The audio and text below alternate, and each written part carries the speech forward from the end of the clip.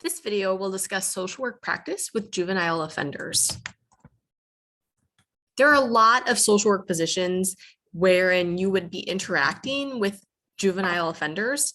If you're looking specifically in the criminal justice system, there's social workers who work in state correctional facilities, who serve as parole and probation officers for juvenile offenders. They might work in the court system for a juvenile court. There's community-based nonprofits that work with ex-offenders and juvenile offenders who are re-entering society. But beyond that, you'll interact with juvenile offenders in a lot of other capacities. There's juvenile offenders who need behavioral health care. So if you're working in mental health or substance use clinics, you'll be interacting with juveniles who've been in the juvenile justice system. If you're a school social worker, you'll be working with juveniles who have poor grades or truancy, skipping school. That's also related to their interaction with the juvenile justice system.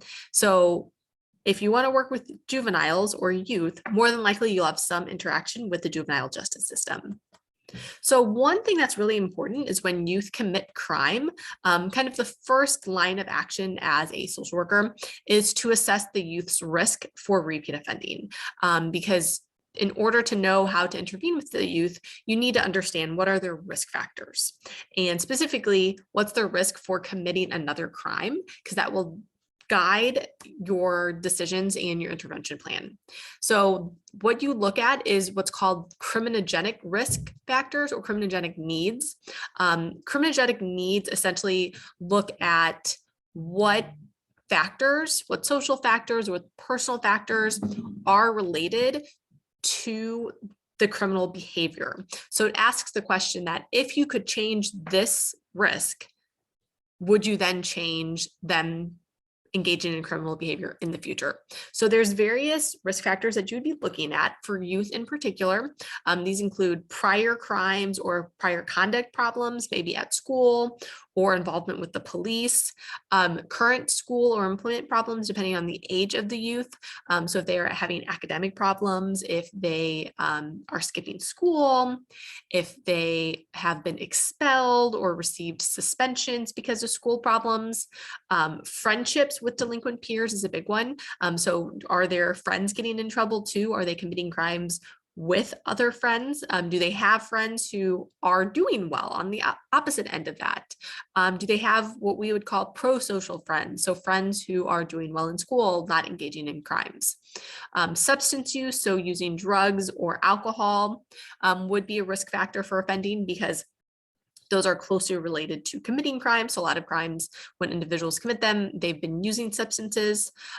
Positive or lack of positive leisure activities. So do youth have extracurricular activities that are positive? Are they involved in school clubs, sports activities? Again, where they're kind of engaging in those with those pro-social peers. Do they have some, personality challenges or behavioral problems that might be related to criminal offending, such as hyperactivity, a mental health diagnosis, impulse control. So if they have some self-control issues, that might be related to offending. Are there family circumstances or parenting contributing to criminal behavior? If the family is unstable, if they're living in a high crime area, if the parents work a lot, the child might not have proper supervision. If there's conflict between the parents, or if there's conflict between the parent and the child, that could all be related to the criminal behavior.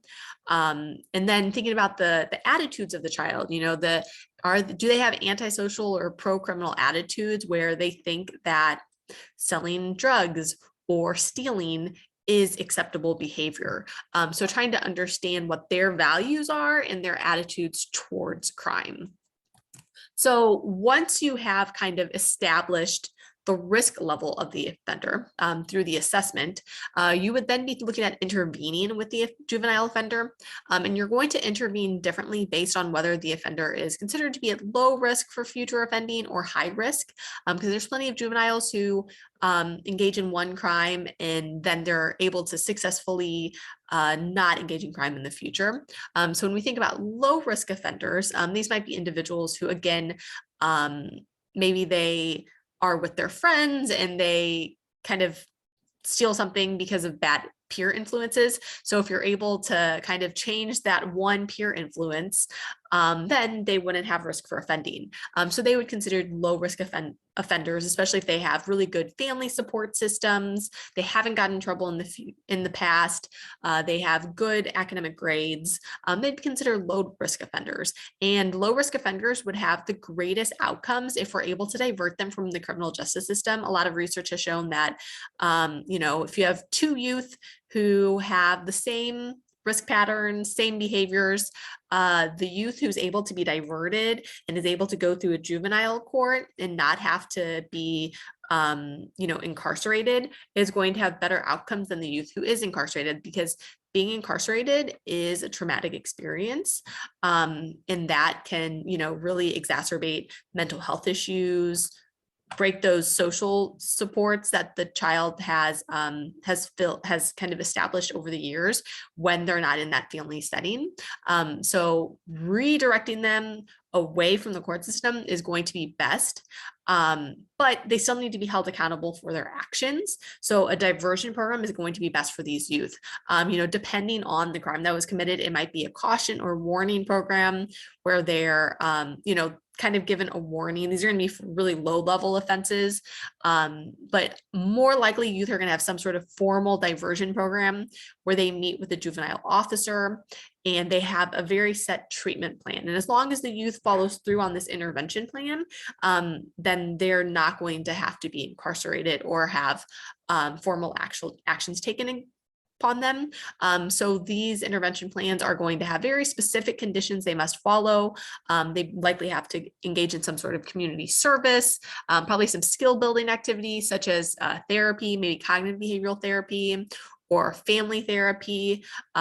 Their parents might receive some sort of parenting skills training.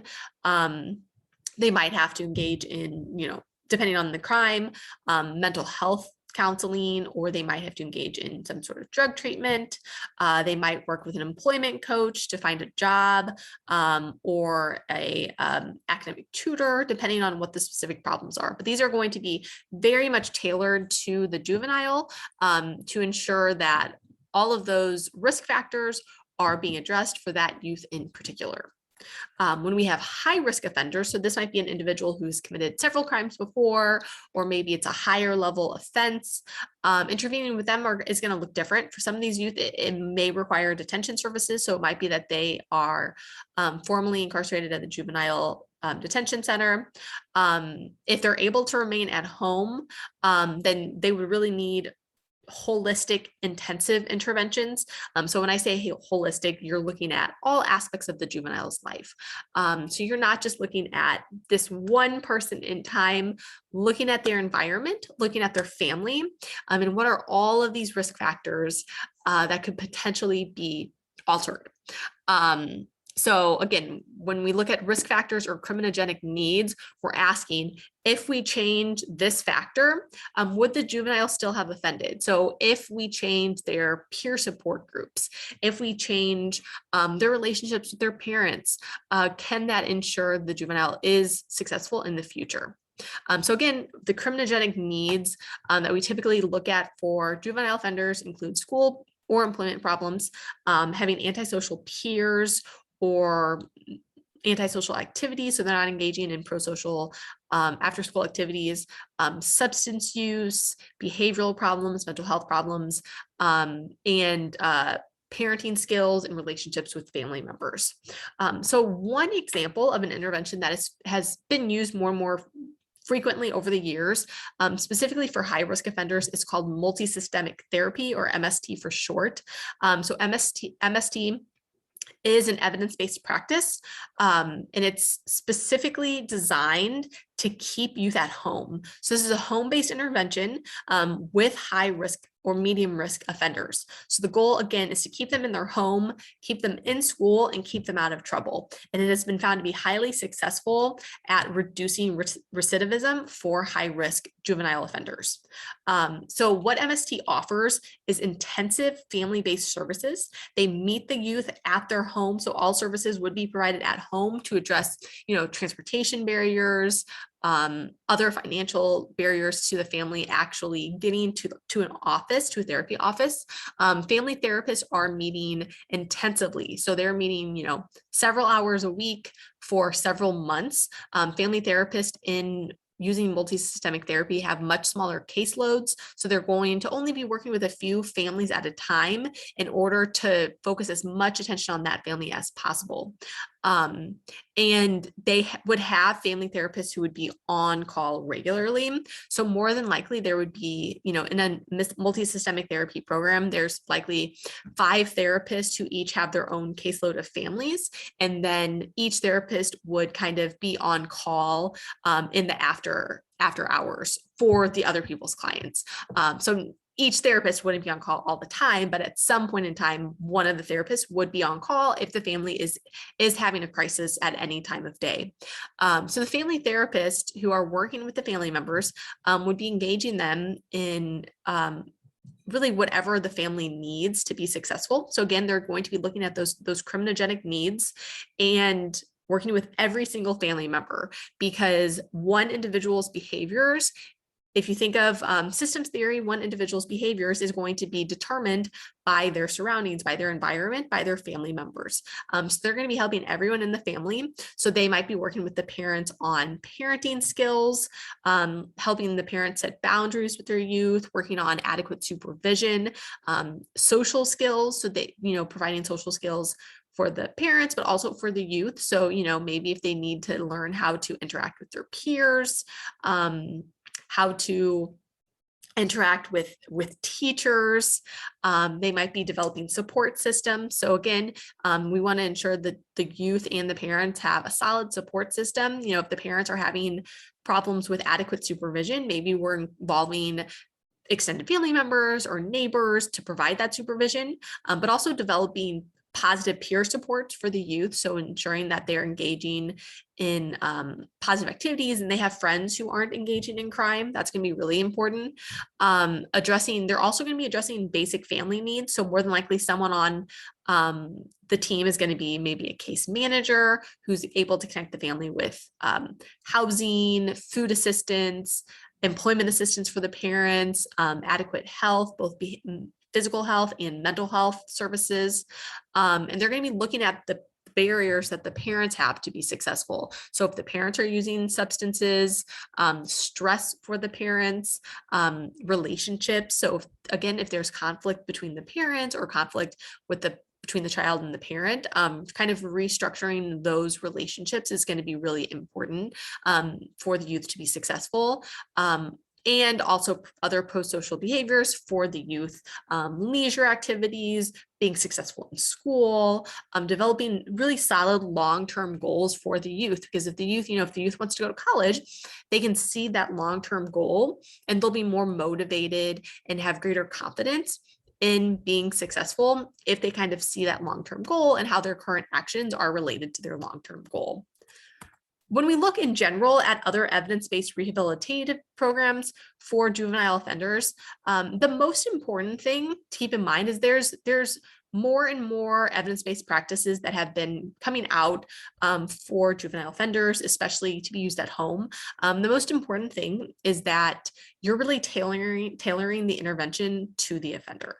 What are their needs and how can we ensure those needs are being met? The other thing to keep in mind is dosage. So even with multi-systemic therapy, how often the therapist is working with the families is going to be based on the risk level. So some juveniles might only need to meet with their therapist 1 hour a week, whereas other juveniles might need to meet with their therapist 10 hours a week. And that therapist is going to work pretty intensively with that family. And maybe they're working with the parent 2 hours a week, the juvenile 2 hours a week, siblings, etc. So the amount of time that social workers are spending with these individuals and their families is going to vary based on individual needs. And it's also important that you're looking at the surroundings, at the individual's community, their environment, to ensure that there's a lot of pro-social support available for them, that they're in a supportive community that doesn't have a lot of, that's, trying to connect them with neighborhoods that might have lower crime, friends who aren't engaging in crime, to ensure that the youth really have the environment that they need to be fully successful.